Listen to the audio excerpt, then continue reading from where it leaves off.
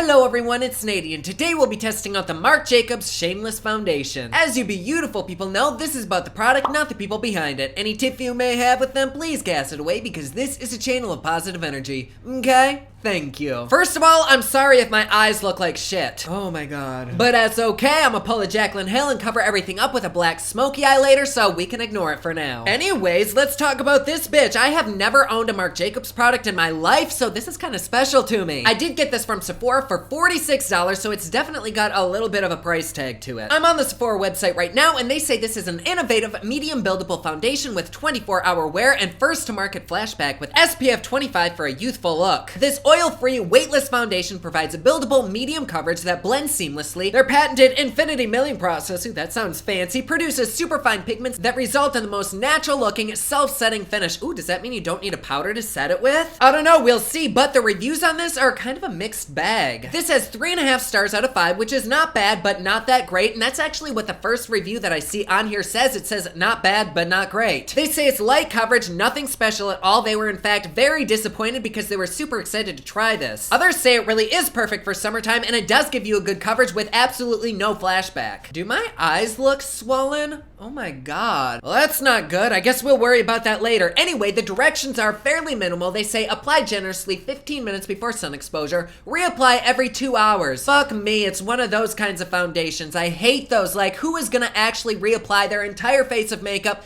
every 2 hours? Like, I'd rather just stay in or wear a really good sunscreen underneath my makeup. Meh. Huh, okay. It doesn't say what tool works best for this or whether or not I need a primer, so I think on one half of my face I'll use a sponge, and then on the other half I'll use a brush, and of course we will use a primer. So let's go ahead and try this little bitch out. I got the shade medium R310. I mean, that might be okay. I don't know, we'll see. It'd take a damn miracle for me to get my correct foundation shade on this channel. Anywho, I am priming my face with Charlotte Tilbury's Wonder Glow, and they say apply generously, so I don't really know how generous is. Ooh, it has a very sunscreeny smell to it. I guess let's just apply a few little bloops like that. Oh my gosh, that seems like a lot. But it is a really thick formula. Like, that shit is not going anywhere. And we'll apply this with a brush to this side of my face. It really didn't do much of anything. It's almost like a BB cream. Huh, I mean, it did cover a little bit. It just evened out the skin tone, but I don't know that I would really call this a foundation. Let's apply another layer. We'll do the same amount, just about that. If it takes this much just to cover half of my face, this bottle is not gonna last at all. Oh my god, fucking good job, Nady. I think we actually have the correct shade. Maybe not, maybe it's a little bit too dark. Damn it. Looking at this, now that we have 2 layers on, this is actually very, very pretty, but it is still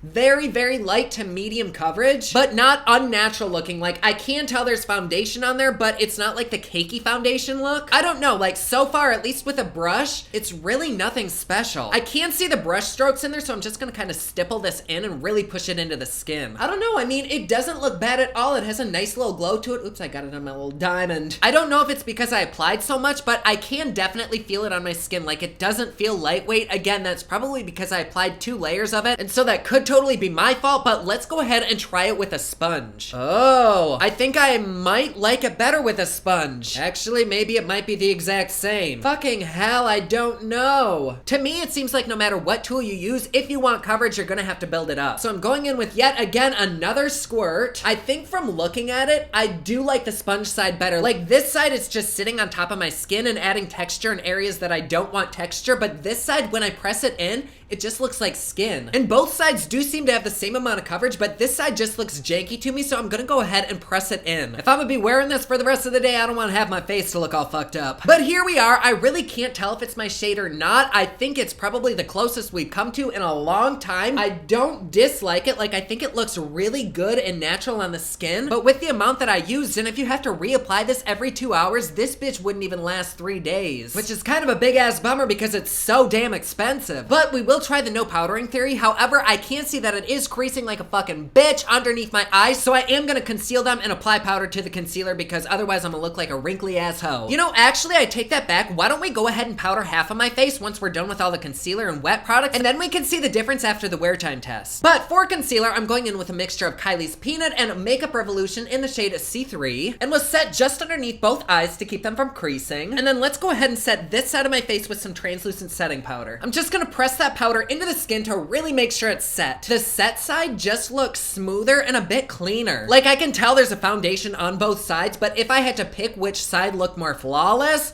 I would definitely pick this side. But really, neither are that bad. I mean, this looks damn good. So I do want to do a wear time test, and while we wait, I think I'm gonna do a little makeup tutorial. Feel free to skip ahead. I'm not offended, but we might as well do a whole damn look while we're here. So let's prime the eyes with a little NYX primer. And it has been a week from hell. I need to feel like a badass power bitch again, so I think we're gonna do a reddish orangey black smoky eye. So I'm gonna start in the Morphe 24G palette and pick up the shade Creamer and just set that all over my eye as a base. Next on the lid, I'm gonna go in with Morphe's Mojo, and we're gonna place that right on the lid and slowly start to blend it up the crease. Oh shit, I love these shadows. And we'll really blend that out because badass bitches blend the fuck out of their makeup. Now we'll take a bit of Brassy and place that right in the crease as well and smoke it out. This is a really pretty like brownish red terracotta color. Now we're gonna start with our dark colors. This is the same palette, the shade Brew, and I'm just gonna lightly tap that on my eyelid and then slowly start to work it up the crease, but not very high. This is gonna make it so that when we put the black on the eyelids, it's not gonna be as big of a hop from black to orange. It's just gonna blend out really nicely. We'll keep on going back and forth along the crease, slowly working it up. On a flat brush, I'm gonna take some Corrupt by Makeup Geek, and I'm gonna start with this pretty low on the eye, and we're gonna work our way up. I'm pretty much just packing this on the eyelid, and then with that fluffy brush that we were using, I'm gonna blend the edges out. And we'll keep repeating that step until it's as black as you want it. For the lower lash, I'm gonna start by smoking out pretty much all the exact same colors. And for highlighter, I'm going in with Ofra's Rodeo Drive. Oh shit, yes. For lipstick, let's go on the light side and use Ofra's Nude Potion. And there we go, we have a nice little bronzy glow going on. Oh my god, am I really that dark? Holy shit, I think this may have oxidized. Oh my god. I honestly thought it was just my lighting making me dark, but oh fucking hell. Look at how much that changed.